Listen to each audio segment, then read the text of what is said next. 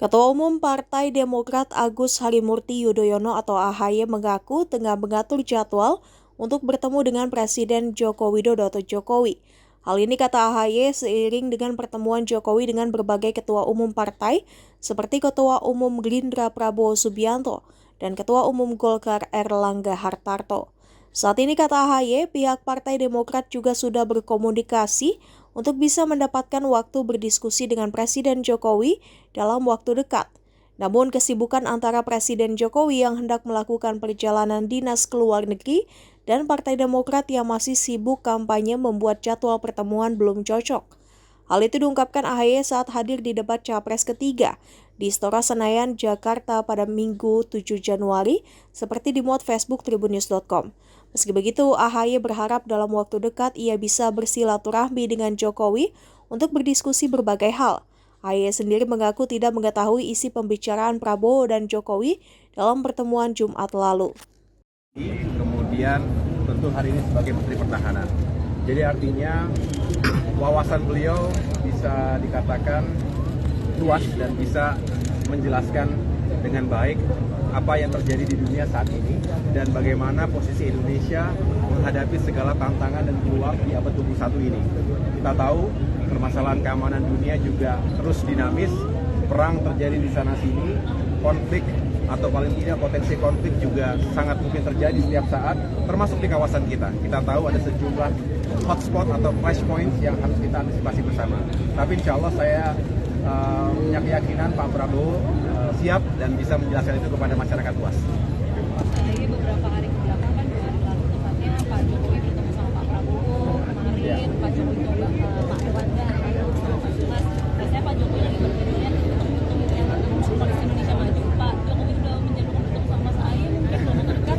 Iya, saya berkomunikasi, tentunya sedang mencari waktu yang baik juga. Saya tahu beliau sangat sibuk tentunya dan ada rencana kunjungan ke luar negeri. Demikian pula kami terus menjalankan sejumlah agenda kampanye. Tapi insya Allah mencari waktu yang terbaik untuk bisa kembali bersilaturahim, berdiskusi tentang berbagai hal. Tapi obrolan Pak Jokowi dengan berbagai ketua umum Kim itu dikomunikasikan dengan forum Kim juga nggak sih? Oh, saya belum tahu. Mungkin bisa ditanyakan kepada Pak Nagel. Bagaimana tanggapan malam ini debat? Apakah Bapak yakin bisa Prabowo unggul dalam debat nanti?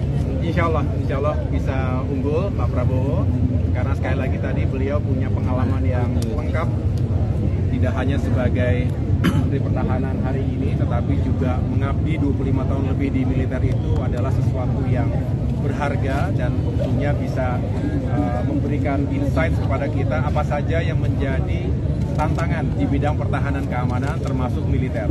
Tapi tentu saya juga berharap bahwa isu pertahanan keamanan ini tidak hanya menyangkut bagaimana Indonesia harus terus memodernisasi alutsistanya, tetapi bagaimana para prajurit dan keluarganya juga makin baik kesejahteraannya. Ini yang harus diperjuangkan. Saya sendiri pernah menjadi prajurit, tahu persis bagaimana kehidupan yang sederhana di tangsi-tangsi militer. Istri saya juga mengetahui bagaimana kehidupan ibu-ibu persit atau para pendamping prajurit yang juga penuh dengan pengorbanan. Jadi harapannya strategi besar penguatan pertahanan di negara kita tidak hanya berbicara aspek kerasnya atau hard powernya saja, tapi juga sumber daya manusianya, kesejahteraan prajuritnya.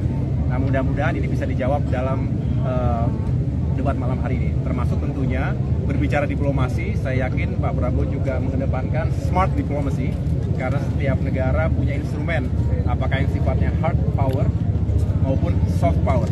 Gabungan dari itu menjadi smart power, termasuk bagaimana menjalankan smart diplomacy agar Indonesia bukan hanya tetap relevan dalam kancah dunia internasional ini, tetapi juga semakin menjadi pemimpin paling tidak di kawasan Asia Tenggara, dan juga menjadi pemimpin yang, saya ulangi, menjadi pemain yang diperhitungkan di dunia, termasuk juga di berbagai forum multilateral. Gitu. Cukup ya, terima kasih. Jangan lupa subscribe ya.